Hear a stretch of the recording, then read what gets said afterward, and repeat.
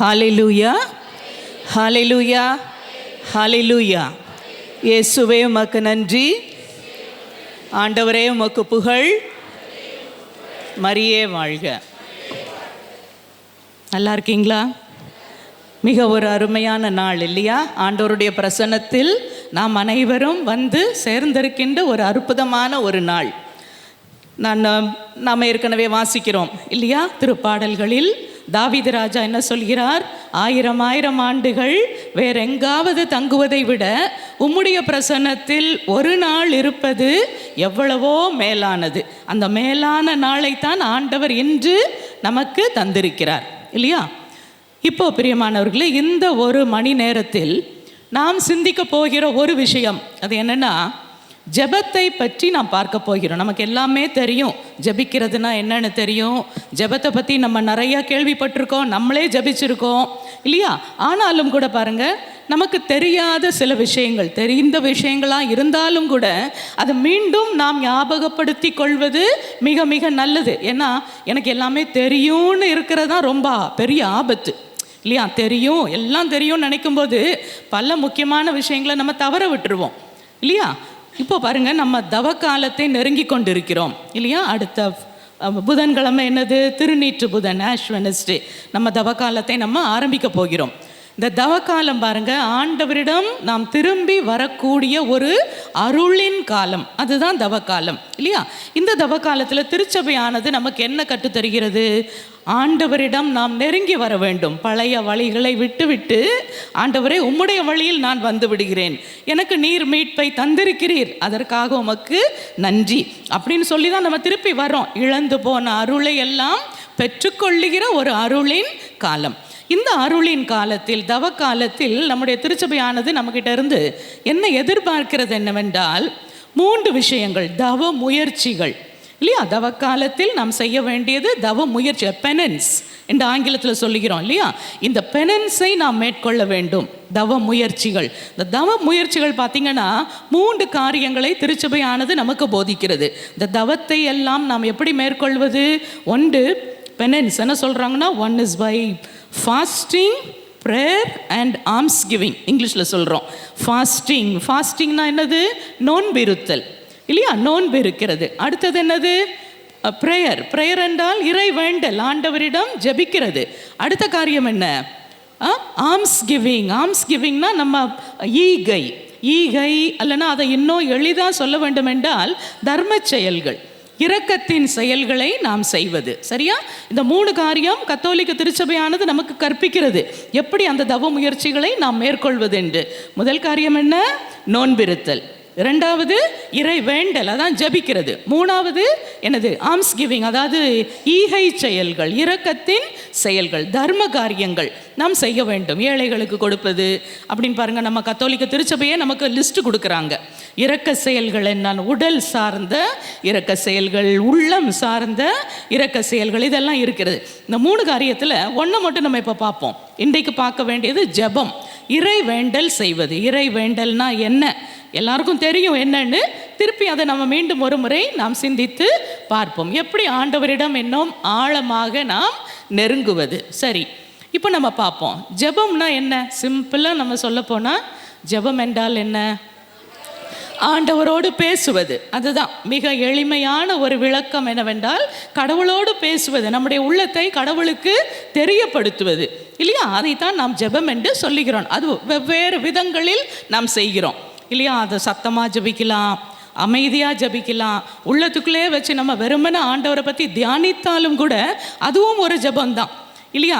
குழந்தை வேண்டுமென்று அன்னாள் ஜபித்தாள், சாமுவேலின் தாய் இல்லையா? பல வருஷம் குழந்தை இல்லை, மல்லடியாக இருக்கிறாங்க. அவங்க ஜபிக்கிறாங்க. எருசலேம் தேவாலயத்தில் போய் உட்கார்ந்து என்ன ஜபிக்கிறாங்க? வாயின் வார்த்தைகள் இல்லை, வாய் உதடு மட்டும் அசையுது, வார்த்தை வரல இல்லையா? அவ்வளவு சோகம் அவர்கள் மனதை அழுத்துகிறது. பிள்ளை இல்லையே என்கிற கவலை. ஏலி பார்க்கிறார், குருவானவர் பார்த்து என்ன நினைக்கிறாரு? குடிகாரி என்று நினைச்சு, குடி போதையில் வந்திருக்கியா, இப்படி நீ குடிக்கக்கூடாது, இதை நிறுத்துன்னு சொன்னபோது அந்த பெண் என்ன சொல்கிறா? இல்லையா, நான் குடிக்காரி கிடையாது, நான் என் ஆண்டவர்கிட்ட என் உள்ளத்தின் வேதனைகளை கொட்டி கொண்டிருந்தேன். ஆகவே உள்ளத்தின் வேதனைகள் கொட்டும் போது நம்மளுக்கு வார்த்தை கூட அவசியம் இல்லை இல்லையா? மனதின் எண்ணங்கள், வாயின் முணுமுணுப்பு, இது எல்லாமே நமக்கு ஜெபமாக மாறும். ஒரே காரியம் என்ன செய்ய வேண்டும்? நம்முடைய இருதயம் ஆண்டவருடைய இருதயத்தோடு இணைய வேண்டும், அவரை நோக்கி போக வேண்டும். அதுதான் ஜெபம். சரியா? இப்போ நமக்கு தெரிஞ்ச சில ஜெபங்களை ஃபர்ஸ்ட் நம்ம பார்ப்போம். ஜெபம் என்றால் முதலில் கடவுளை போற்றுவது, இல்லையா? அவர் எவ்வளவு பெரியவர் நம்ம போற்றுறோம், இல்லையா? பிரைஸ் அண்ட் வர்ஷிப் நம்ம நடத்துகிறோம், இப்போ அழகாக ஆராதிச்சோம், பாடினோம். அந்த பாடும்போதே நம்ம உள்ளம் எல்லாம் எங்கே போகுது? ஆண்டவர் நம்ம மறந்துடுறோம், அப்படி தானே? நம்ம மறந்து நம்ம ஜெபிக்கிறோம், இல்லையா? அதனால தான் ஆவலாக நம்ம இருக்கோம், எப்படா வெள்ளிக்கிழமை வரும், சனிக்கிழமை வரும், இல்லையா? இறை மக்களோட சேர்ந்து நம்ம ஆண்டவரை போற்றலாங்கிற ஒரு ஆசை வாஞ்ச உள்ளத்துக்குள்ளே இருக்கா? இருக்கு, இல்லையா? அதனால தானே ஓடோடி வர்றோம். என்ன வேலை இருந்தாலும் பரவாயில்ல, அதை அப்புறம் பார்த்துக்கலாம், ஃபர்ஸ்ட் வேலை நம்ம இங்கே சேர்ந்துடணும். அதான் நம்மளுடைய பேராவல், இல்லையா? ஆண்டவரை போற்றுவது. அடுத்தது கடவுளுக்கு நன்றி செலுத்துவது, இல்லையா? நன்றி எவ்வளோ பண்ணியிருக்கார் ஆண்டவர், நமக்கு இனியும் பண்ண போறார், இல்லையா? அப்போ அதை நினைத்து நன்றி செலுத்துவது ஒரு வகையான ஜெபம். விண்ணப்பங்களை தெரிவிப்பது, நம்முடைய ப்ரேயர் ஆஃப் பெட்டிஷன்ஸ், நம்முடைய கருத்து, நம்முடைய தேவைகள், அதையெல்லாம் ஆண்டவர்கிட்ட சொல்லுவது, அது ஒரு ஜெபம், விண்ணப்ப ஜெபம். பரிந்துரை ஜெபம், பரிந்துரை நம்ம எல்லாம் செய்கிறோம், இல்லையா? இங்கேயும் நீங்கள் செய்கிறீங்க, பரிந்துரை செய்கிறீங்க. டியூஸ்டேஸில் 1000 மணி ஜெபமால செய்கிறீங்க, மாதா கிட்ட பரிந்து பேசுகிறீங்க, கேட்குறீங்க மாதாட்ட. ஸோ இதை பரிந்துரை ஜெபம். அப்புறம் அமைதியில் நான் சொன்னேன், அமைதியில் தியானிப்பது, அது ஒரு வித ஜெபம். தனியாக ஜெபிப்பதும் ஜெபம், பர்சனல் ப்ரேயர், இல்லையா? தனி ஜெபம், அதுவும் அவசியம். தனிமையில் நம்ம ஜெபிக்கணும், கூட்டத்தோடு ஜெபிச்சா மட்டும் போதாது, பர்சனல் அந்த டச்சு கான்டாக்ட் ஆண்டவரோடு இருக்கணும். அடுத்தது குடும்பமாக ஜெபிக்கணும். குடும்ப ஜெபம் முக்கியம் தானே, இல்லையா? குடும்ப ஜெபம் இல்லாத குடும்பம் கூரை இல்லாத வீட்டுக்கு சமம் என்று சொல்லப்பட்டிருக்கிறது, இல்லையா? கூரை இல்லாத வீடு எப்படி இருக்கும்? கொஞ்சம் யோசித்து பாருங்க, இல்லையா? அந்த மாதிரி ஆகிடும் நம்ம குடும்பங்களில் ஜெபம் இல்லைன்னா. அதனால தான் இங்கிலீஷில் சொல்கிறாங்க பாருங்க, the family that prays together stay together. ஆண்டவரோடு குடும்பத்தோடு சேர்ந்து ஆண்டவர்கிட்ட ஜெபிக்கின்ற குடும்பம் எப்பொழுதுமே சேர்ந்து வாழுகின்ற குடும்பமாக இருக்கும். சரியா? ஆகவே இதை பார்க்கணும். அல்ல கடைசியாக குழுவாய் நாம் ஜெபிக்கிறது, எல்லாரும் ஒன்று சேர்ந்து ஜெபிக்கிறது. இதெல்லாம் வெவ்வேறு விதமான ஜெபங்கள். சரியா? இப்போ ஜெபிப்பதற்கு முன்னால் நம்ம ஒன்று தெரிஞ்சுக்கணும், என்னன்னா ஆண்டவர் நாம் ஜெபிப்பதை விரும்புகிறார். Okay, first point. இயேசுவே சொல்றாரு, இயேசுவே என்ன நினைக்கிறார்? நாம் ஜெபிக்க வேண்டும் என்று அவர் விரும்புகிறார், கடவுளுடைய விருப்பமும் கூட. அதனால தான் சொல்றாரு பாருங்க, மத்தேயு 7:7 இயேசு சொல்றார், கேளுங்கள் அப்பொழுது உங்களுக்கு கொடுக்கப்படும், தட்டுங்கள் உங்களுக்கு திறக்கப்படும், தேடுங்கள் அப்பொழுது கண்டடைவீர்கள். இயேசுவே சொல்றாரு கேளுங்க அப்படின்னு, இல்லையா? நிறைய இடத்துல இயேசு சொல்றதை நம்ம பார்க்குறோம். கேளுங்கள் அப்பொழுது உங்களுக்கு கொடுக்கப்படும், என் நாமத்தினால் கேளுங்கள். என் நாமத்தினால் எதை கேட்டாலும் ஆண்டவர் உங்களுக்கு தருவார். யாரெல்லாம் கேட்கிறார்களோ அவர்களெல்லாம் பெற்றுக்கொள்வார்கள். இப்படியெல்லாம் இயேசுவே நம்மளை ஊக்கப்படுத்துகிறார்.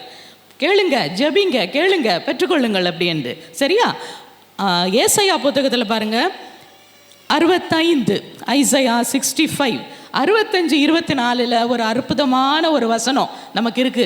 ஆண்டவர் நம்ம ஜெபத்துக்கு பதில் அளிப்பதில் எவ்வளவு ஆர்வமாய் இருக்கிறார் என்பதை. ஏசாயா 65:24.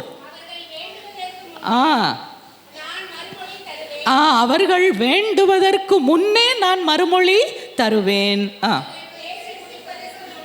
பதிலளிப்பேன். அவர்கள் பேசி முடிக்கிறதுக்குள்ளே நான் பதில் அளிச்சிடுறேங்கிறாரு. எவ்வளோ நல்ல ஆண்டவர் பாருங்க. அவர்கள் வேண்டுவதற்கு முன்னே நான் மறுமொழி தருவேன். அப்படின்னா ஒரு காரியத்தை குறித்த ஆசை உங்க மனசுக்குள்ள வந்துடுச்சு.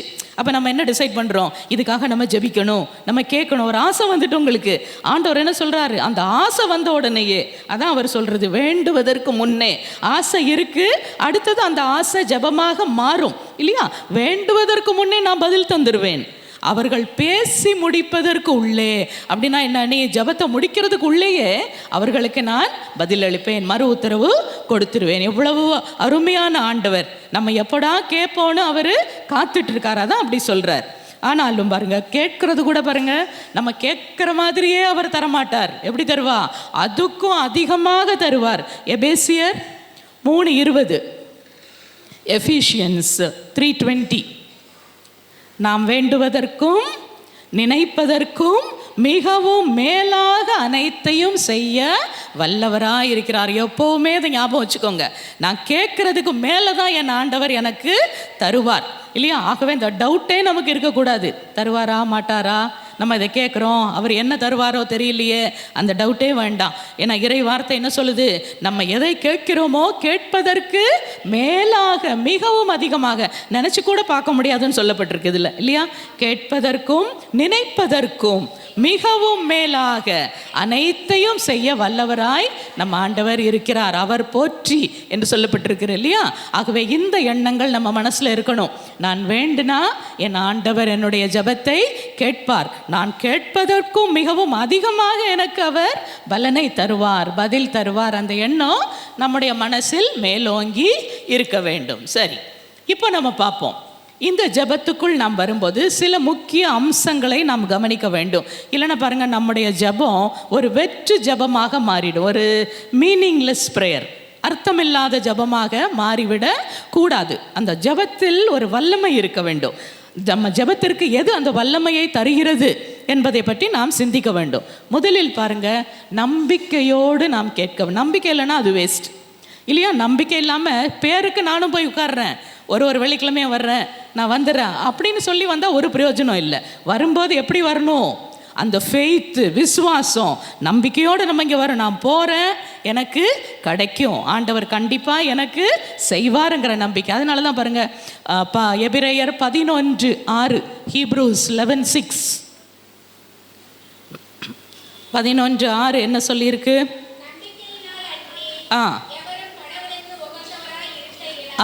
நம்பிக்கையினால் அன்றி எவரும் கடவுளுக்கு உகந்தவராய் இருக்க முடியாது.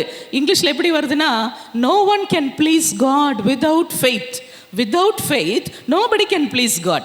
யாராலும் கடவுளை பிரியப்படுத்த முடியாது. விசுவாசம் இல்லாமல், நம்பிக்கை இல்லாமல் அதை செய்யவே முடியாது. அந்த நம்பிக்கை ஃபர்ஸ்ட் இருக்கணும். ஆண்டவர் அதை தான் பார்க்குறார். நிறைய இடங்கள்ல நம்ம பார்க்குறோம் இல்லையா?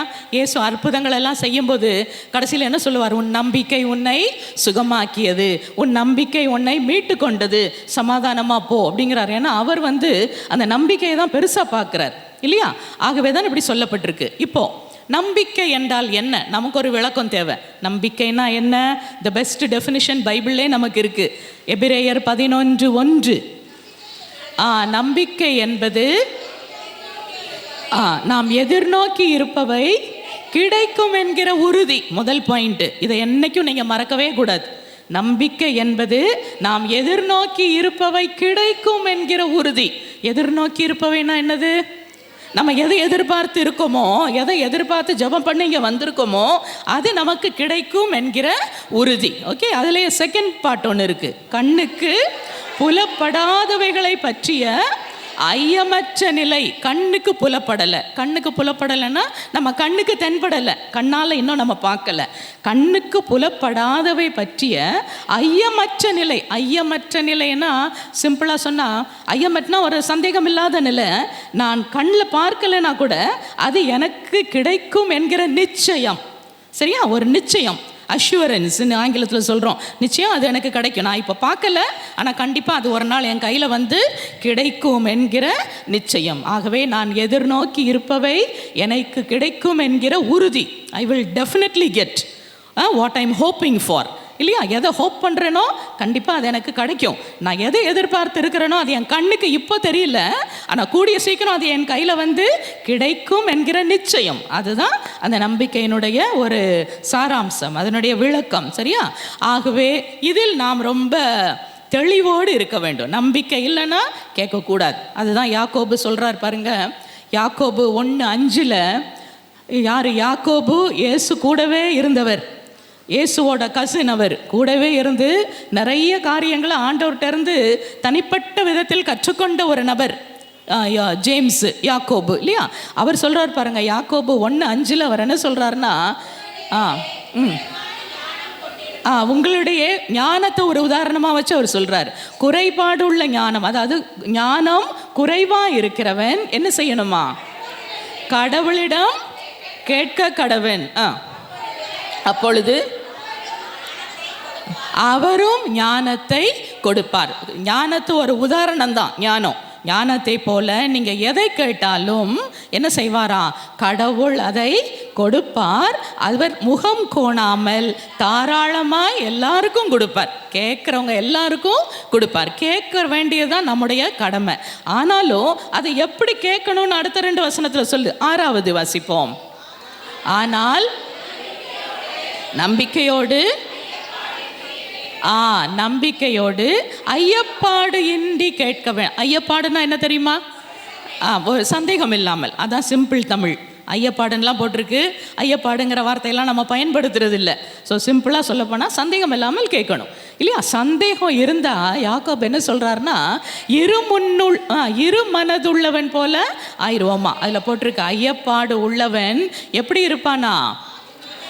கடல் காற்றினால் அலைகளிக்கப்படும் கடல் அலைக்கு ஒப்பானவன். கடல் அலையை பார்த்துருக்கீங்களா?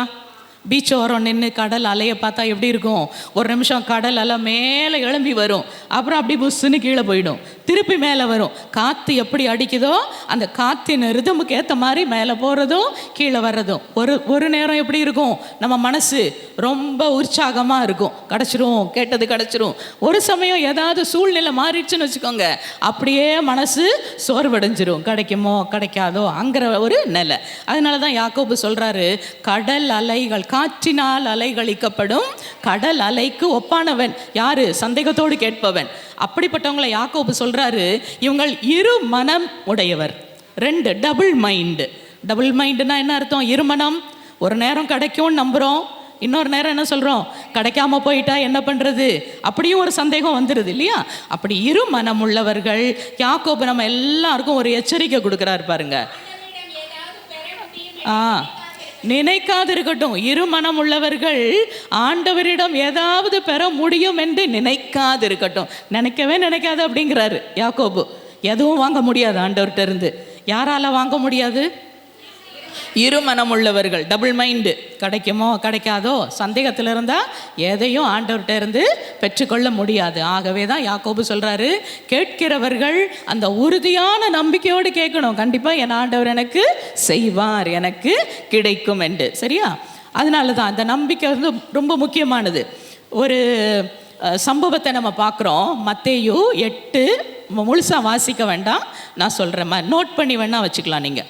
மத்தேயு 8:5-13 வரைக்கும் உள்ள இந்த சென்ச்சுரியன்ஸ் சன், நூற்றுவர் தலைவனின் பையன், பணியாளன் பையன் என்றெல்லாம் போட்டிருக்கு. அவருடைய ஒரு கதை. ஓகே, அது என்ன நடக்குதுன்னா, நூற்றுவர் தலைவன் ஒருத்தன் இருக்கான். நூற்றுவர் தலைவர்னா நமக்கு தெரியும், 100 பேருக்கு 100 படை வீரருக்கு தலைவன். நூற்றுவர் தலைவன், இங்கிலீஷில் சென்ச்சுரியன் என்று சொல்கிறோம். இந்த நூற்றுவர் தலைவனுடைய வீட்டில் உள்ள பையன் ரொம்ப நோயாளியாக கிடக்கான், முடக்குவாதம் முற்று ரொம்ப வேதனைப்பட்டு இருக்கான். ஸோ இந்த நூற்றுவர் தலைவன் வந்து இயேசுட்ட வந்து சொல்கிறாரு, என் பையன் வந்து வீட்டில் முடக்குவாதம், அவனுக்கு முடியவே முடியல, அவனால் ரொம்ப அவதிப்படுறான் அப்படின்னு தான் சொல்கிறான். என்ன எதிர்பார்ப்பிட சொல்லியிருப்பான்? அவனுக்கு சுகம் தாங்க ஆண்டவர் அப்படின்னு எதிர்பார்ப்பில் தான் அவர் சொல்லியிருக்கார். அவன் அப்படி சொன்ன உடனே இயேசு என்ன சொல்கிறாராம், சரி நான் வர்றேன். இவர் கூப்பிடல, அவரே சொல்கிறாரு, இயேசுவே சொல்கிறார், நானே வர்றேன், நானே வந்து உன் பையனை சுகமாக்கிடுறேன்னு சொல்லிட்டு அவர் ரெடி ஆகிறார் இயேசு.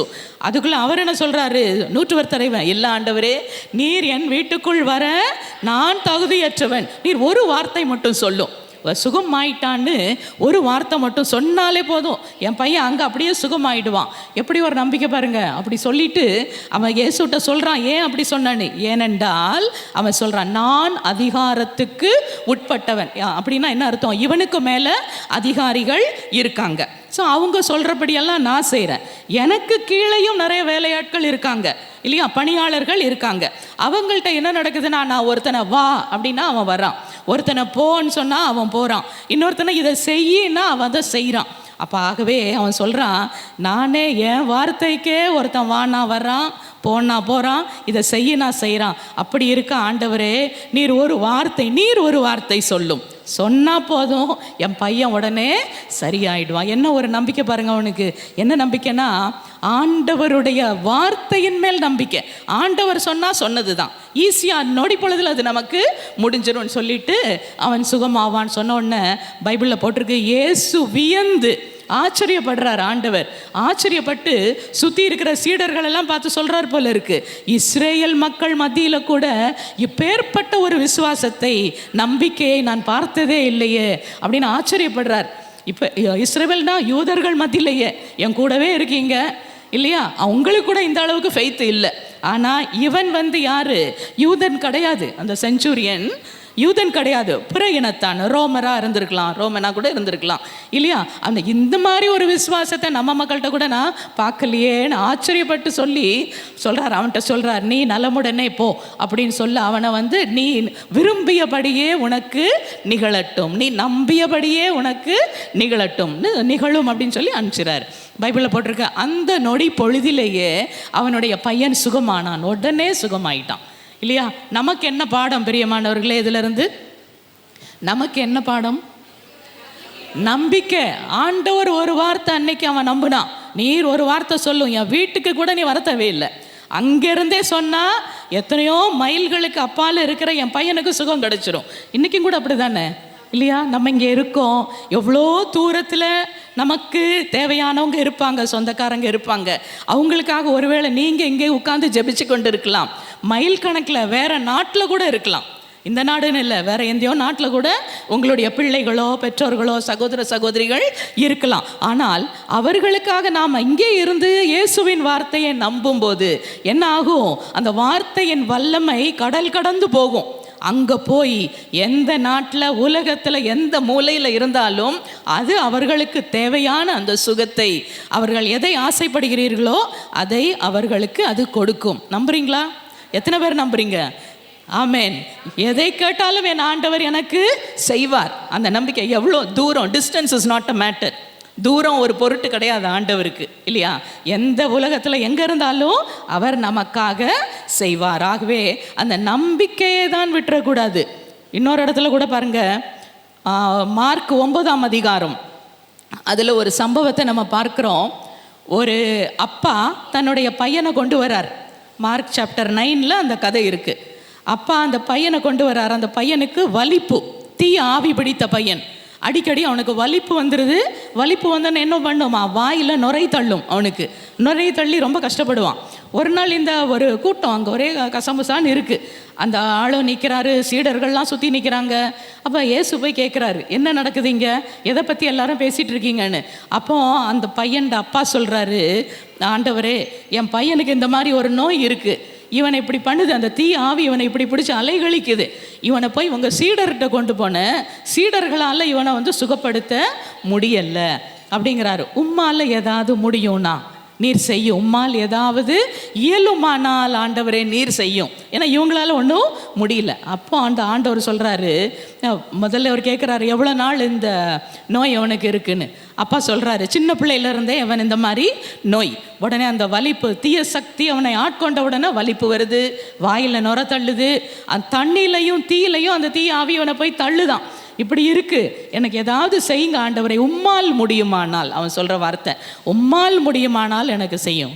இயேசு ஒரு பதில் சொல்கிறார், என்னால் முடியுமெண்டா நீ கேட்குறாய், உனக்கு நம்பிக்கை இருந்தால், இஃப் யூ பிலீவ், இது உனக்கு நடக்கும். உனக்கு நம்பிக்கை இருந்தால் அது நடக்கும். உடனே அவன் சொல்கிறான் பாருங்க, நான் நம்புகிறேன் ஆண்டவரே, ஆனால் என்னுடைய நம்பிக்கை இன்மை நீங்க எனக்கு உதவி செய்யும். அதை நம்ம மனசில் வச்சுக்கணும். ஏன்னா நம்ம எல்லாம் அந்த கேட்டகரியில் வந்துடுறோம் இல்லையா. நம்ம நம்ப தான் செய்கிறோம், இல்லைன்னு இல்லை. ஆனால் சில நேரத்தில் என்ன ஆகிடுது, நமக்குள்ளேயே அந்த நம்பிக்கை நம்ம போயிடுது.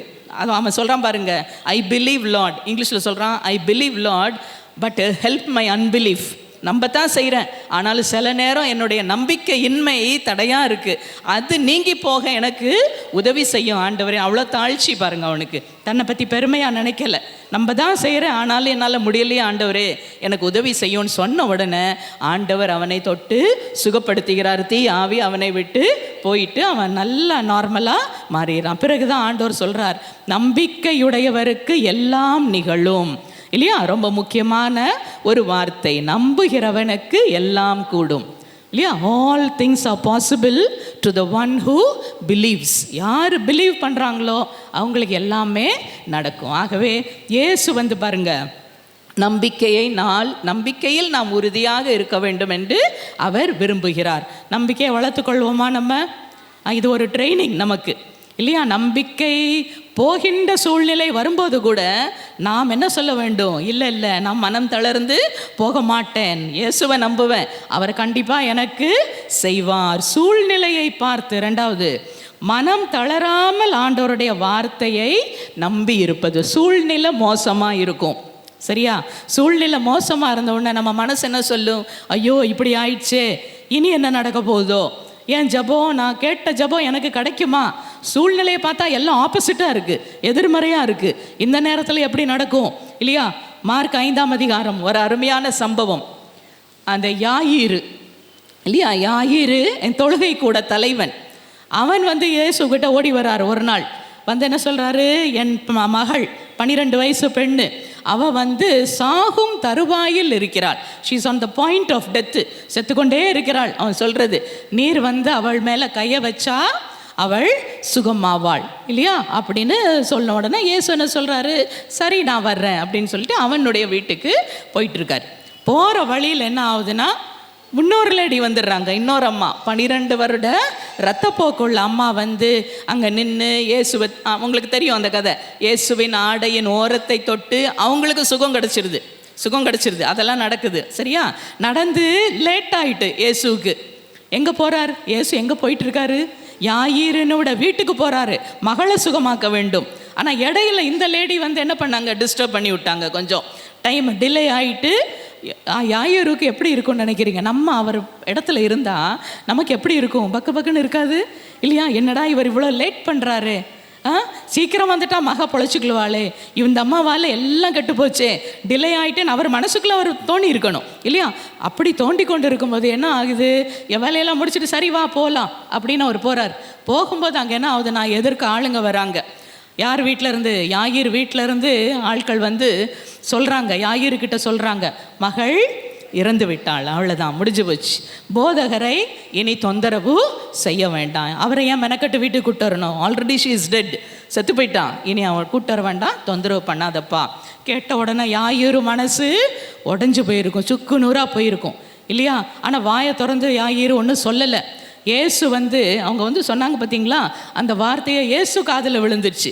மகள் செத்து போயிட்டாளுங்கள வார்த்தை இயேசு காதில் விழுந்த உடனே எவ்வளோ நல்லவர் பாருங்க இயேசு. இவன் ரொம்ப உடஞ்சி போயிட போகிறானேன்னு நினச்சி யாயிருவை பார்த்து அவர் சொல்கிறாரு, அஞ்சாதீர், நம்பிக்கையை மட்டும் விட்டு விடாதீர், அஞ்சாத, செத்தே போயிட்டான்னு நியூஸ் வந்தால் கூட நீ பயப்படாத, அஞ்சாதே, நம்பிக்கை மட்டும் விட்டு விடாதீங்கன்னு சொல்லி பிறகு நடந்தது நமக்கு தெரியும். வீட்டுக்கு போகிறாங்க, எல்லாரும் ஒப்பாரி வச்சு அழுவுறாங்க. இயேசு சொல்கிறாரு, ஒப்பாரி வச்சவங்களெல்லாம் வெளியே அனுப்பிச்சிடுறாரு, யாரும் அழாதீங்கன்னு. கூட இருந்த சீடரை மட்டும் கூட்டிகிட்டு இவர் என்ன சொல்கிறாரு? சிறுமி சாகவில்லை, அவள் தூங்குகிறாள். எல்லாரும் இயேசுவை பார்த்து கிண்டல் பண்ணி சிரிக்கிறாங்க. ஆனால் இவர் போய் அவ கையை பிடிச்சி தலித்தா குமி, சிறு பெண்ணே எழுந்துருன்னு சொன்ன உடனே என்ன நடக்குது? சிறு பெண் உயிர் பெற்று எழும்பி உட்கார்றான். அவளுக்கு சாப்பிட கொடுக்குறாங்க, நல்லா ஆயிடுறான். பெற்றோர்கிட்ட பிள்ளைய ஒப்படைச்சாச்சு, இல்லையா? இப்போ இதில் இயேசு நமக்கு கற்றுக்கொள்ள வேண்டிய பாடம் என்னவென்றால், என்ன பாடம்?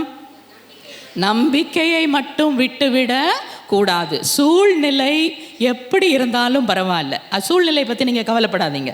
சூழ்நிலையை மாற்ற வல்லவர் நம்முடைய ஆண்டவர். அதனால தான் சொல்கிறாரு, நம்பிக்கையை அஞ்சாதீர், பயப்படாதீங்க, நம்பிக்கையை மட்டும் விட்டுறாதீங்க. அதுதான் நம்ம மெயினாக செய்ய வேண்டியது. நல்ல கெட்ட செய்தி நம்ம காதில் வந்து விழுதான். சில நேரம் கெட்ட செய்திகள்லாம் நிறையா வருது, இல்லை? வேலை போயிடுச்சு, பணம் போயிடுச்சு, இல்லையா? யாரோ ரொம்ப சீரியஸான நோய் யாருக்கோ வந்துட்டு நம்மளுக்கு நெருக்கமானவர்களுக்கு உடனே மனசு நமக்கு அப்படியே கீழே போயிடும், சோர்ந்து போயிடும். அந்த நேரத்துலையும் கூட நம்முடைய நம்பிக்கை யார் மேலே இருக்கணும்? இல்லை இயேசு இதிலிருந்து கூட என்னைய மேலே கொண்டு வருவார். ஆகவே தான் நம்ம குடும்பத்தின் சூழ்நிலையை நினச்சி கூட பயப்படாதீங்க, தைரியம், சரியா? இப்போ நம்ம ஒருத்தருக்கு ஒருத்தர் கொஞ்சம் ஒரு தெம்பு கொடுப்போம். பக்கத்தில் இருக்கவங்கள்ட்ட பார்த்து சொல்லுங்கள், பயப்படாதீங்க, நம்பிக்கையை மட்டும் விட்டுறாதீங்க. சொல்லுவோமா? சொல்லுங்க. பயப்படாதீங்க, நம்பிக்கையை மட்டும் விட்டுறாதீங்க, சரியா? நீங்கள் அப்படியே அவங்கள விஷ் பண்ணி ஆசீர்வதிக்கும் போது அவங்களுக்குள்ள நம்பிக்கை வரும், இல்லையா? ஏன்னா நம்மளோட சேர்ந்த இன்னொருத்தர் இருக்கார், இல்லையா? இன்னொருத்தவங்க இருக்காங்க நம்மளுக்கு. பயப்பட வேண்டாம், நம்பிக்கை விட்டுறாதீங்க சொன்னால் நம்முடைய மனம் உறுதியாய் இருக்கும், சரியா? அது ரொம்ப ரொம்ப முக்கியம். அடுத்தபடியாக தொடர்ந்து ஜெபிப்பது, பர்சுவியரன்ஸ்னு இங்கிலீஷில் சொல்கிறோம். பர்சுவியரன்ஸ்னா இடைவிடாமல், விடாப்பிடியாக. நான் பெற்றுக்கொள்கிற வரைக்கும் ஜெபிச்சு கொண்டே தான் இருப்பேன், பெற்றுக்கொண்ட பிறகும் ஜெபிப்பேன். அது எப்படி ஜெபமாக இருக்கும்? நன்றியின் ஜெபமாக இருக்கும். பெற்றுக்கொண்ட பிறகும் ஜெபிக்கணும். பெற்றுக்கொண்ட பிறகு இந்த பக்கம் வரவே மாட்டேன்னு சொல்லி இருக்கக்கூடாது. Okay, till you get you pray. After you receive also we have to pray. Pray எதுக்காக? Pray thanking God for giving us, இல்லையா? ஆகவே பர்சுவியரன்ஸ், அதான் விடாப்பிடியாக தொடர்ச்சியாக நாம் ஜெபிக்க வேண்டும். நமக்கு தெரியும் கானானிய பெண், அது கானானிய பெண் இல்லை, அந்த நேர்மையற்ற நடுவர், இல்லையா? நேர்மையற்ற நடுவர் கதையை இயேசுவே சொல்றாரு. அது கதை சொல்றாரு உங்களுக்கு. லூக்கா 18 1-8 வரைக்கும் உள்ள வசனங்கள். இதில் என்ன வாசிக்கிறோன்னா, ஒரு ஊரில் ஒரு நேர்மையற்ற நடுவர் ஒருத்தர் இருக்கிறான். ஜட்ஜு மாதிரி ஒருத்தன் வச்சுக்கோங்களேன். ஊரில் ஒரு பஞ்சாயத்து தலைவரோ ஏதோ ஒன்று. அப்போ ஊரில் நடக்கிற கேஸ் எல்லாம் அந்த ஆள்கிட்ட தான் போகுது. அப்போ அந்த ஊரில் ஒரு கைம்பெண், ஒரு விதவை இருக்காங்க. இந்த விதவைக்கு ஏதோ ஒரு கேஸ் நடக்குது போல். நீதி கேட்டு அந்த ஆள்கிட்ட நடுவர்கிட்ட போய் இவ கேட்டுகிட்டே இருக்கா. அவர் நீதி கொடுக்க மாட்டேங்கிறார். ஒரு ரிசல்ட் ஒன்றுமே சொல்ல. இவ கேஸை தீர்த்து வைக்கவே இல்லை, காலம் தாழ்த்தி கொண்டே போகிறார். அந்த நடுவர் எப்படிப்பட்டவரா? கடவுளுக்கும் பயம் இல்லை, மனுஷரையும் மதிக்கிறது இல்லை, பயங்கரமான ஆள். சரியா? அவர் காலம் தாழ்த்தி கொண்டே இருக்கிறார். கடைசியில் ஒரு நாள் அவர், ஆனால் இந்த பெண்ணு விடலை பாருங்க. நீ எவ்வளோதான் காலம் தாழ்த்தினாலும் திருப்பி நான் அவங்ககிட்ட கேட்டுக்கிட்டே இருப்பேன், நச்சரித்து கொண்டே இருக்கிறாள். கடைசியில் அந்த நடுவர் சொல்கிறாரு, தனக்குள்ளே சொல்கிறார் பாருங்க, நான் ஆண்டவருக்கும் பயப்பட மாட்டேன், மக்களையும் மதிக்க மாட்டேன். ஆனாலும் இந்த பெண் ரொம்ப தொந்தரவு பண்ணிகிட்டே இருக்கா, ரொம்ப தொந்தரவு பண்ணுறா. இவளுக்கு கொடுக்கலன்னா என் உயிரை வாங்கிடுவா போல இருக்கு இவன். அதனால் இவளுக்கு கொடுத்துட்டா போய் தொலைன்னு போயிடுவா அப்படின்னு நினச்சிட்டு அவர் சொல்கிறாரு, இவளுக்கு நான் வேண்டியதை செய்வேன் என்று செய்தாராம். இந்த கதையை சொல்லிட்டு இயேசு சொல்கிறாரு பிறகு, இந்த மாதிரி ஒரு மனுஷனே, கடவுளுக்கு பயம் இல்லை, மனிதனுக்கு ஒரு இது மரியாதை கிடையாது, அப்படிப்பட்ட ஆளே அந்த பெண்ணுக்கு செய்வார் என்றால், அல்லும் பகலும் இரவும் பகலும் ஆண்டவரை நோக்கி கூக்குரலிடுகிற மக்கள், நீங்கள் ஆண்டவர்கிட்ட கேட்கும்போது அவர் உங்களுக்கு நீதி வழங்காமல் இருப்பாரா? சொல்லுங்க. இருக்க மாட்டாரு கண்டிப்பாக. அல்லும் இரவும் பகலும் நம்ம கூப்பிடுறோம் இல்லையா? ஆண்டவரை நோக்கி கூப்பிடுறோமா? இங்கே வரும்போது நம்ம சொல்லலாம், ஆண்டவர்கிட்ட கேட்குறோம். வீட்டுக்கு போகும்போதும் ஆண்டவர்கிட்ட கேட்குறோம். படுத்துட்டு இருக்கும்போதும் ஆண்டவர்கிட்ட கேட்குறோம், ஏதாவது செய்யும் ஆண்டவரே, இல்லையா? காலையில் எந்திரிக்கும் போதும் அதான் கேட்குறோம். இந்த நாளாவது எனக்கு ஒரு நல்ல நாளாக இருக்கட்டும், நான் விரும்பிய காரியம் எனக்கு நடக்கட்டும். அல்லும் பகலும் இரவும் பகலும் ஆண்டவரை நோக்கி நம்ம கூப்பிட்டுட்டே இருக்கோம். அப்படி கூப்பிடுகிற தன் மக்களுக்கு கடவுள் செய்யாமல் இருப்பாரா? இயேசு கேட்குறாரு, கண்டிப்பாக அவர் உங்களுக்கு செய்வார். ஓகே, அப்போ நம்ம செய்ய வேண்டியதெல்லாம் என்ன? ஆண்டவர் எனக்கு செய்வாருங்கிற உறுதி, அந்த உறுதி நமக்கு இருக்க வேண்டும். ஆண்டவர் சொல்கிறார் பாருங்க, ஆண்டவர் விரைவில் நீதி செய்வார், எனக்கு நீதி செய்வார் என்று நாம் நம்ப வேண்டும். எல்லாரும் ஒரு கரம் உயர்த்தி சொல்லுவோம், ஆண்டவர் விரைவில் எனக்கு நீதி வழங்குவார், என் ஜெபத்திற்கு பதில் தருவார். ஆமென். நம்புறீங்களா?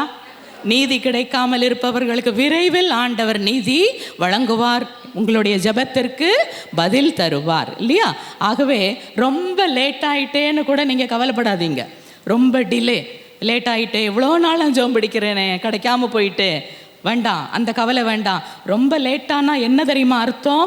ரொம்ப சிறந்ததை உங்களுக்கு தரப்போறாருன்னு அர்த்தம், இல்லையா? நீங்கள் இப்போது கேட்குறத விட கொஞ்சம் காலம் தாழ்த்தினாலும் பரவாயில்ல, ஆண்டவர் நல்லவர், நல்லதை மட்டும்தான் உங்களுக்கு செய்வார். He will give you only the best. நம்புறீங்களா?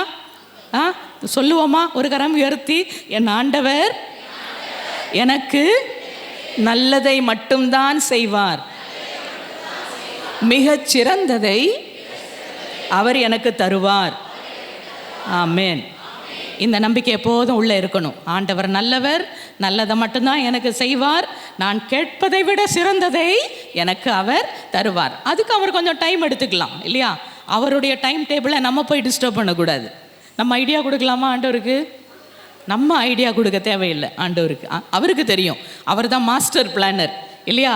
சர்வ ஞானி, எல்லாம் தெரியும் அவருக்கு. அவர் கரெக்டாக பிளான் போட்டு வச்சுருப்பார்.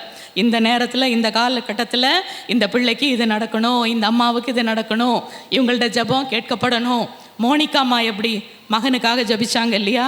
செயின்ட் மோனிகா அகஸ்டின் தன்னுடைய மகன் அகஸ்டினுக்காக ஜெபிச்சுட்டே இருக்காங்க. அது தாறுமாறான வாழ்க்கை செயின்ட் அகஸ்டினுக்கு. குடி, பெண் பழக்கம் இதெல்லாம் இருக்குது. ஆனால் கூட அம்மா பாருங்கள் மனம் சோர்ந்து போகலை, ஜபிச்சுட்டே இருக்காங்க. சொல்கிறாங்க ஏறக்குறைய 20 ஆண்டு ஜபிச்சிருப்பாங்க போல இருக்குது. ஜபித்த பிறகு அவருக்கு மாற்றம் வருது பாருங்கள். அவர் எப்படி மாறி சாமியாராகி பிஷப் ஆகி அவ்வளவு ஒரு அற்புதமான ஒரு புனிதராக அவர் நம்முடைய திருச்சபையில் இருக்கிறார். அந்த அம்மா விட்டுட்டு போகலையே, என்ன ஆனாலும் பரவாயில்ல கேட்டுகிட்டே இருப்பேன் அப்படின்னு சொல்லி மகனுக்காக ஜபித்து ஜபித்து மகனையே ஒரு புனிதராக மாற்றிட்டாங்க அந்த அம்மா இல்லையா? எவ்வளோ நல்ல ஒரு தாய் பாருங்க. அவங்கள்ட்ட இருந்து நாம் படித்து கொள்ளணும். அதுதான் அந்த பர்சுவியரன்ஸ். தொடர்ச்சியாக மனம் தளராமல் நாம் ஜபிக்க வேண்டும். இன்னொன்று இருக்குது பாருங்க, ஜபிக்கும் போது பொறுமையும் நமக்கு தேவை. பொறுமை தேவையா? இன்ஸ்டண்ட்டாக எல்லாம் நமக்கு கிடைக்காது உடனடியாக. இன்றைக்கி நான் கேட்டேன் நாளைக்கு எனக்கு பதில் வேணும், அப்போ அது முடியாது இல்லையா? Everything has its time. ஆண்டவர் கரெக்டாக நேரம் நியமிச்சு எந்த நேரத்தில் எதை கொடுக்கணுமோ பொறுமை நமக்கு தேவை இல்லையா? அந்த பொறுமையோடு நாம் இருப்பது மிக மிக அவசியம். எடுத்து வாசிப்போம். எபிரேயர் 6:12.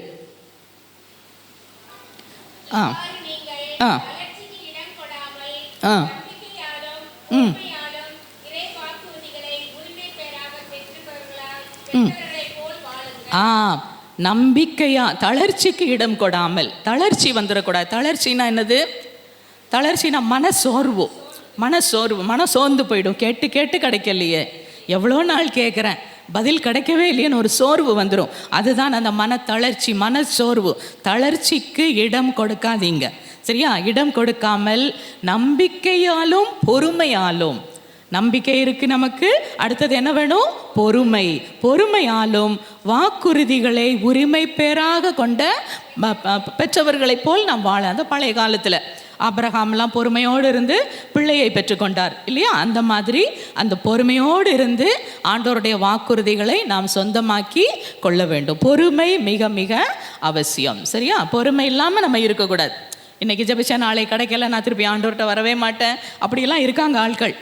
4 வாரம் போனேன், 5 வாரம் போனேன், ஒன்றுமே நடக்கலை, போய் என்ன பிரயோஜனம் கேள்விப்பட்டிருக்கீங்களா? நீங்கள் சொல்லுவாங்க, இங்கே போனேன் அங்கே போனேன், என்ன நடந்தது? ஒன்றும் நடக்கலை, ஸோ நான் இனிமேல் போக மாட்டேன். அப்படி இருக்கக்கூடாது. நம்ம கடைசி வரைக்கும் ஆண்டவரை விடாமல் பற்றி கொண்டிருக்க வேண்டும். கிடைக்கிற ரிசல்ட் எப்படி இருக்கும்? ஒன்லி பெஸ்ட்டு, சிறந்தது மட்டும்தான். அதையெல்லாம் பார்ப்பாங்க. இன்றைக்கி நீங்கள் நமக்கு கிடைக்கலையேன்னு நினைக்கிறீங்க, ஆனால் ஒரு நாள் வரும், அந்த நாளில் ஆண்டவர் நீங்கள் கேட்பதை விட மிகச் சிறந்ததை உங்களுக்கு தருவார். அதை எல்லா கண்களும் பார்க்கும். அப்படி தானே உங்களுக்கு கிடைக்கணும். எல்லாரும் பார்த்து ஆச்சரியப்படணும், இவ ஆண்டவரை நம்பி இருந்தாலே கடைசியில் வெட்கப்பட்டு போகாதபடி ஆண்டவர் காப்பாற்றி உயர்த்தி வைத்திருக்கிறார் என்ற அந்த ஒரு பெருமையை கடவுள் உங்களுக்கு தருவார் சரியா? ஆகவே பொறுமையோடு காத்திருக்க வேண்டும். அடுத்தது பாருங்க, சில காரியங்கள் நாம் ஜெபிக்கும் போது நமக்கு தடையாக இருக்கும். அதையும் நம்ம சரி செய்யணும் இல்லையா? ஜெபிக்கிறோம், ஆனால் நம்மள்கிட்ட இருக்கக்கூடாத சில விஷயங்கள் நம்ம மனசுக்குள்ளே இருக்கும். ஜெபத்திற்கு தடையாக இருப்பது என்னன்னா, பிறரை மன்னிக்காமல் ஜெபம் படிப்பது. பிறரை மன்னிக்காமல் நம்ம பாட்டுக்கு ஜெபம் பண்ணிகிட்டே இருந்தால் ஆண்டவர் அதை கேட்க மாட்டார். கேட்பாரா? கேட்க மாட்டார். ஏன்னா இயேசுவே சொல்கிறார் பாருங்க, 2-3 இடத்துல சொல்கிறாரு, நீ இறைவேண்டல் செய்ய வரும்போது, மார்க் 11:25, மார்க் 11:25, நீ இறைவேண்டல் செய்ய வரும்போது யார் மீதாவது மனத்தாங்கல் இருக்கும் என்று அங்கே நினைவுக்கு வந்தா என்ன செய்யணுமா? போய் மன்னித்து விடு, அவனை மன்னிச்சுட்டு இறைவேண்டல் செய். அப்போ விண்ணகத்தில் இருக்கிற உன்னுடைய தந்தையும் உன்னை மன்னிப்பார். இன்னொரு இடத்துல கூட இயேசு சொல்கிறார் பாருங்க, நீ காணிக்கையை கொடுக்க வரும்போது உனக்கு நினைப்பு வருது, யாருக்கோ என் மேலே மனத்தாங்கல் இருக்குது. உடனே இயேசு என்ன சொல்கிறார், அந்த காணிக்கை அங்கேயே வச்சுட்டு ஃபஸ்ட்டு போய் ஒப்புரவு செய்து விட்டு பிறகு நீ காணிக்கையை ஒப்புக்கொடு. ஆகவே எது ரொம்ப முக்கியம்? ஆண்டவருக்கு பலி செலுத்துறது, காணிக்க கொடுக்கறது, அதை விட முக்கியமானது எது? மன்னிச்சுட்டு அதை செய். அப்படின்னா என்ன அர்த்தம்? நீ மன்னித்த பிறகு நீ கேட்டால் உன்னுடைய ஜெபம் கேட்கப்படும். அதை தான் இயேசு இங்கே சொல்கிறார். நம்ம மன்னிப்போமா? மன்னிக்க முடியுமா? மன்னிக்கிறது ஈஸியா கஷ்டமா? கொஞ்சம் கஷ்டம் தான். எனக்கு சொல்கிறதுக்கு ஈஸி, இங்கேருந்து சொல்லிடலாம் எல்லாரையும் மன்னிச்சிருங்க அப்படின்லாம் நான் ரொம்ப பிரசங்கம்லாம் பண்ணலாம். ஆனால் நடைமுறை வாழ்க்கையில் அதை செய்கிறது கஷ்டம்தான், எல்லாருக்கும் கஷ்டம். ஏன்னா நம்மெல்லாம் மனிதர்கள் இல்லையா, மனித உணர்வுகள் எல்லாம் இருக்குது. ஆனாலும் அதன் மத்தியிலும் கூட பாருங்கள், ஆண்டவருடைய அன்பு நம்ம உள்ளத்துக்குள்ளே இருக்கணும். பைபிளில் சொல்லியிருக்கு, ரோமர் 5:5 நாம் பெற்றுக்கொண்ட தூய ஆவியின் மூலமாக கடவுளுடைய அன்பு நம்ம இருதயத்தில் பொழியப்பட்டிருக்கு. சரியா, கடவுளுடைய அருள் அன்பு பொழியப்பட்டிருக்கும் போது மன்னிப்பது சுலபமாகிவிடும். ஆகவே நம்ம என்ன கேட்கணும்? ஹோலி ஸ்பிரிட், தூய ஆவியானவர்கிட்ட கேட்கணும். தூய ஆவியானவரே மற்றவர்களை மன்னிப்பதற்கு எனக்கு உதவி செய்யும், மன்னிக்கிற அன்பை எனக்கு தாரும்னு கேட்கும்போது நம்முடைய இருதயம் மன்னிக்கிற அன்பால் நிரம்பும். அப்போ நமக்கு மன்னிக்கிறது ஈஸி ஆகிடும். சரியா, மன்னிக்கிறதுக்கு ஒரு சுலபமான வழி, மன்னித்து ஜெபிக்க வேண்டும். சரியா, அதுவும் ஒரு ஜெபம். எதிரிகளை மன்னிப்பதும் ஒரு ஜெபம்தான். எப்படி ஜெபிக்கணும் தெரியுமா? எனக்கு ஒரு குருவானவர் ரொம்ப வருஷத்துக்கு முன்னாடி, கிட்டத்தட்ட ஒரு 15 இங்கே தான் அம்பத்தூரில் தான் இருந்த பழைய குரு, அவர் சொல்லி கொடுத்த ஒரு ஜெபம், எனிமீஸ் ப்ரேயர், எதிரிகளுக்கான ஜெபம். எல்லா ஜெபத்தையும் பற்றி நம்ம பார்த்தோம் இல்லையா? எதிரிகளுக்காகவும் நம்ம ஜெபிக்கணும். அது என்ன ஜெபம் தெரியுமா? அவர் சொன்னார், முதலில் ஃபஸ்ட்டு பாயிண்ட் என்ன தெரியுமா? 4 பாயிண்ட்டு தான். பேப்பர் இருந்தால் நீ கூட நீங்கள் நோட் பண்ணலாம், இல்லை மனசில் ரெஜிஸ்டர் பண்ணி வச்சாலும் ஃபைன். ஓகே, முதல் இது என்னது? ஆண்டவரே, உம்முடைய பரிசுத்த நாமத்தினால் நான் இந்த நபரை மன்னிக்கிறேன். Lord, I forgive this person in your most holy name. சரியா, உம்முடைய பரிசுத்த நாமத்தினால் நான் இந்த நபரை மன்னிக்கிறேன். மன்னிக்க முடியுமா? ஏதாவது நபர்கள் அப்படி உங்கள் வாழ்க்கையில் இருக்காங்களா நீங்கள் மன்னிக்க வேண்டியவர்கள்?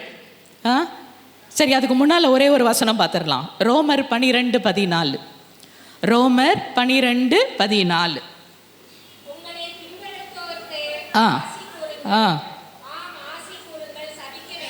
உங்களை துன்புறுத்துவோருக்கு ஆசி கூறுங்கள். ஆம், ஆசி கூறுங்கள். செகண்ட் டைம் சொல்றாரு, சபிக்க வேண்டாம். துன்புறுத்துவோர் உங்களுக்கு இருக்காங்களா? துன்புறுத்துவோர் யாராவது துன்புறுத்துறாங்களா? உங்களை இருக்காங்க இல்லையா துன்புறுத்துறவங்க? ரோமர் 12:14.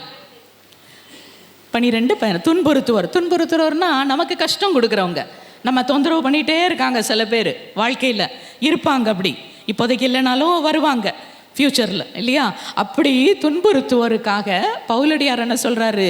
உங்களை துன்புறுத்துவோருக்காக ஆசி கூறுங்கள். ஆம், ஆசி கூறுங்கள், சபிக்க வேண்டாம் இல்லையா? ஏன்னா பொதுவாக என்ன பழக்கம் தெரியுமா? நம்மளை யாராவது துன்புறுத்துனா ஆட்டோமேட்டிக்காக என்ன ஒரு ஃபீலிங் வரும்? அவங்கள சபிச்சிடுறது. சபிக்கிறதுனா என்ன? திட்டுறதா? திட்டுறது மட்டுமா? சாபம் விடுறது இல்லையா? சாபம் விடுறதுன்னா என்ன? ஒன்றும் இல்லாத போ, நீ நாசமா போ, நம்ம கேள்விப்பட்டிருக்கோம் இல்லையா? நீ வழங்கவே மாட்ட, அப்படியெல்லாம் சபிச்சு நல்ல வார்த்தைகளை சொல்லாமல் அவர்கள் அழிந்து போக வேண்டும் என்று மனதால் விரும்புகிறது. அதான் சபிக்கிறது, சாபம் விடுறதுலாம் சொல்கிறோம் இல்லையா? பவுலடியார் என்ன சொல்கிறாரு? சாபம் விட வேண்டாம், சபிக்க வேண்டாம், அதுக்கு பதிலாக என்ன செய்யணுமா? ஆசி கூறுங்கள். சரியா, ஆசி எப்படி கூறுவீங்க? ஆசி கூறுறதுனா என்ன? நீ நல்லா இரு, நீ நல்லா இருப்பா. நமக்கு எதிராக தப்பு செய்துட்டான் அவன், ஆனாலும் நம்ம என்ன சொல்லணும்? நல்லா இரு, பரவாயில்ல, நல்லா இருக்கட்டும், உன் குடும்பம் நல்லா இருக்கட்டும், பிள்ளைகள் நல்லா இருக்கட்டும், நோய் நொடி இல்லாமல் நீ வாழு இல்லையா? உன் பிள்ளைங்க நல்லா ஆரோக்கியமாக இருக்கட்டும், தொழில் நல்ல முயற்சி முன்னேற்றமும் உனக்கு கிடைக்கட்டும்னு சொல்லி அவனை ஆசீர்வதிக்கிறதா தான் ஆசீர்வதிக்க. அப்படி செய்யும்போது பாருங்கள், கடவுளுடைய ஆசீர்வாதம் நமக்கு வந்து கிடைக்கும். நமக்கு மட்டுமல்ல, நம்முடைய தலைமுறைக்கே அது கிடைக்கும். எதிரிகளை மன்னிச்சு பாருங்க, நம்ம மட்டும் இல்லைங்க, நம்ம பிள்ளைகள், அவர்களுடைய பிள்ளைகள், தலைமுறையாக நல்லா இருப்பாங்க. மன்னித்து வாழ்பவர்கள் என்னைக்குமே ஆண்டவருடைய அன்பில் நிலைத்து வாழ்வார்கள். சரி, இந்த ஜபத்துக்கு வருவோம். முதல் பாயிண்ட் என்ன சொன்னேன்? ஆண்டவரே, உம்முடைய பரிசுத்த நாமத்தினால் நான் இந்த நபரை மன்னிக்கிறேன். 2வது, என்னை விட அதிகமாக அவரை ஆசீர்வதியும். என்னை விட அதிகமாக அவரை ஆசீர்வதி. bless him more than you bless me. Okay, புரியுதா? என்னை விட அதிகமாக அவனை ஆசீர்வதியும். 3வது பாயிண்ட், பரிசுத்த ஆவியால் அவரை நிரப்பும், புது படைப்பாக மாற்றும். பரிசுத்த ஆவியால் யாரை நிரப்பணும்? அந்த எதிரியை. fill him with your holy spirit and make him a new creation. சரியா, பரிசுத்த ஆவியால் நிரப்பி புது படைப்பாக மாற்றும். 4வது பாயிண்ட் என்னன்னா, அவர் செய்கின்ற எல்லா காரியங்களிலும், அவர்னா உங்களுடைய எதிரி, அவர் செய்கின்ற எல்லா காரியங்களிலும் எனக்கு சாதகமாக இருக்கும்படி உதவி செய்யும். உங்கள் எதிரி என்னதான் செய்தாலும் அது உங்களுக்கு சாதகமாக மாறிவிட வேண்டும். Help him to be in favour of me in all that he does. சரியா? எதிரி என்ன செஞ்சாலும் உங்களுக்கு ஃபேவரபிளாக, சாதகமாக அது மாற உதவி செய்யும் ஆண்டவரேன்னு அவர் ஜெபிக்க சொன்னார் அந்த தந்தை. ஓகே, அதை இன்ன வரைக்கும் நாங்கள் பண்ணுறோம் எங்கள் வாழ்க்கையில். திடீர்னு ஏதாவது ஒரு இதில் தடங்கள், எதிரிகள், ஏதாவது ஒரு பிரச்சனை வரும்போது பாருங்கள், அவங்கள ஆசீர்வதித்து மன்னித்து இந்த ஜெபத்தை சொல்லிட்டீங்கன்னா வாழ்க்கையில் எல்லாம் நல்லபடியாக உங்களுக்கு மாறும். ஒருவனுடைய வழிகள் கடவுளுக்கு பிரியமானவையாக இருந்தால் அவன் எதிரிகளையும் கூட ஆண்டவர் அவனுக்கு நண்பனாக மாற்றி விடுவார். உண்மைங்க அது. எதிரிக்காக நம்ம மன்னிச்சு ஜெபம் படிக்கும்போது எதிரியாக இருக்க மாட்டான், உங்களுக்கு வேலை செய்ய அவன் ஓடி வந்துடுவான். அப்படி நிலைமையை ஆண்டவர் மாற்றி போடுவார். ஆகவே நாம் அதை செய்வது மிக மிக அவசியம். முயற்சி செய்து பாருங்க. சரியா? அதை நம்ம செய்யணும். அடுத்தது, பாவத்திலிருந்து வெளிவர வேண்டும். பாவத்திலேயே நம்ம இருந்துக்கிட்டு ஜெபிச்சா அது அந்த ஜெபம் கேட்கப்படாது. யோவான் 9:31 சொல்லுகிறது, பாவிகளின் ஜெபத்தை கடவுள் கேட்பதில்லை. நேர்மையாய், கடவுள் முன்னால் நேர்மையாய் நடந்து கொள்பவர்களுடைய ஜெபத்தை தான் ஆண்டவர் கேட்கிறார். அதனால் இது நமக்கு ரொம்ப முக்கியம். சிலரும் நமக்குள்ள என்ன குறை இருக்குன்னே நமக்கு தெரியாது இல்லையா? இந்த பாவத்தை நம்ம அறிந்து கொண்டோம் என்றால், எனக்குள்ள இந்த பாவம் இருக்குது ஆண்டவரே அப்படி நமக்கு தெரிய வந்துச்சுன்னா என்ன செய்யணும்? ஆண்டவர் முன்னால் போயிருந்து அவர்கிட்ட மன்னிப்பை நாம் வாங்க வேண்டும். ஆண்டவரே என்னைய மன்னியும், இந்த தீய பழக்கம் என்கிட்ட இருக்குது, இந்த பழக்கத்தை என்னை விட்டு எடுத்து போடும் ஆண்டவரேன்னு அவர்கிட்ட சொல்லி பாவத்திலேருந்து வெளியே வந்துடணும் இல்லையா? பாவத்திலேருந்து வெளியே வந்த உடனே பெரிய ஆசீர்வாதம். ஜக்கேயுவை ஆண்டவர் சந்தித்த உடனே ஜக்கேயுக்குள்ளே எப்படி ஒரு மாற்றம் வந்துச்சு பாருங்க. ஆண்டவர் ஜக்கேயுவை திட்டுனாரா? பாவியே, கொள்ளைக்காரனே சொன்னாரா? எல்லாரையும் ஏமாற்றி துட்டை வாங்கிட்டியே, ஒன்றுமே சொல்லலை. அமைதியாக போய் உன் வீட்டுக்கு நான் இன்னைக்கு வரேன், தங்க போகிறேன் சொல்லிட்டு போகிறார். ஆண்டவரின் முகத்தை பார்த்து அவருடைய அருள் வார்த்தைகளை கேட்டு ஜக்கேயுக்குள்ள குற்ற உணர்வு எழும்பி விட்டது. நான் இவ்வளோ நாள் பாவம் செஞ்சுட்டேனே, இதற்கு நான் ஒரு பரிகாரம் செய்ய வேண்டும். இந்த பாவத்திலே இருந்துட்டு இயேசுவை ஃபாலோ பண்ண முடியாது. முடியுமா? பாவமும் செஞ்சுட்டு இயேசுவையும் பின்பற்றணும்னா முடியாத காரியம் இல்லையா? ஆகவே தான் ஜக்கேயு என்ன சொல்கிறார் பாருங்க, யாரையாவது ஏமாற்றி ஏழைகளுக்கு பாதி சொத்தை கொடுத்துட்றேன், யாரையாவது ஏமாற்றி இருந்தால் 4 மடங்கு திருப்பி கொடுத்துட்றேன். உடனே மனமாற்றம் வந்துடுச்சு பாருங்க. மனமாற்றம் அந்த பாவத்திலேருந்து வெளியே வந்துட்டான். வெளியே வந்த உடனே ஆசீர்வாதம் கிடைக்கிது. எப்படி? அவருக்கு மட்டுமல்ல, வீட்டுக்கே ஆசீர்வாதம். இயேசு என்ன சொல்கிறாரு? இன்று இந்த வீட்டிற்கு மீட்பு உண்டாயிற்று. ஒரு ஆளுக்கு இல்லை, குடும்பத்தில் எல்லாருக்குமே மீட்பு வரும். நீங்கள் அதை செய்து பாருங்கள். நம்ம ஏதோ பாவம் செஞ்சுட்டு இருப்போம், மறைவான பாவம், யாருக்கும் தெரியாமல் ஒரு பாவ பழக்கம் நமக்கு இருக்கும். நம்ம இன்றைக்கி ஒரு முடிவெடுப்போம், இந்த பாவத்தை நான் இனிமேல் செய்ய மாட்டேன் ஆண்டவரே, அந்த பாவத்திலேருந்து வெளிவரதுக்கு எனக்கு ஒரு பலனை தாங்க, சக்தி தாங்க. நம்மளால முடியாது சில நேரம். பவுலடியார் சொல்கிறார் பார்த்தீங்களா, நான் எதை வெறுக்கிறேனோ அதை தான் செய்கிறேன், எதை செய்ய விரும்புகிறேனோ அதை என்னால் செய்ய முடியலை சொல்லிட்டு அவரே காரணம் சொல்கிறாரு. இதெல்லாம் எதனால்? எனக்குள் குடிகொண்டிருக்கிற பாவமே இல்லையா? அந்த பாவத்தை நம்ம கண்டுபிடிச்சி நம்ம உணர்ந்துட்டோன்னு வச்சுக்கோங்க, இந்த பாவம் எனக்குள்ளே இருக்குன்னு இயேசுகிட்ட கேளுங்க. இயேசுவே இந்த பாவத்திலிருந்து எனக்கு விடுதலையை தாரும். விடுதலையை பெற்ற உடனே நீங்கள் ஜபிக்கிறீங்க பார்த்தீங்களா, எல்லா ஜபத்துக்கும் பதில் கிடைக்கும். சரியா? எந்த ஒரு ஜபத்தையும் ஆண்டவர் பதில் இல்லாமல் விட மாட்டார். சரி, இதெல்லாம் நாம் செய்ய வேண்டிய காரியங்கள். இன்னொன்று காரியம் ஒன்று இருக்குது, அகற்றி போட்டுறணும். அந்த காரியத்தை எடுக்கக்கூடாது. பெருமை இருக்கக்கூடாது. ஜெபிக்கிறவர்களுக்கு பெருமை இருக்கக்கூடாது இல்லையா? தாழ்ச்சி இருக்கணும் இல்லையா? அது கரெக்டு தானே? அது சில பேர் பாருங்கள், நல்லா ஜபம்லாம் பண்ணுவாங்க, ஆனால் ஒரு பெருமை இருக்கும் இல்லையா? அந்த பெருமை ஆண்டவர் முன்னால் செல்லுமா?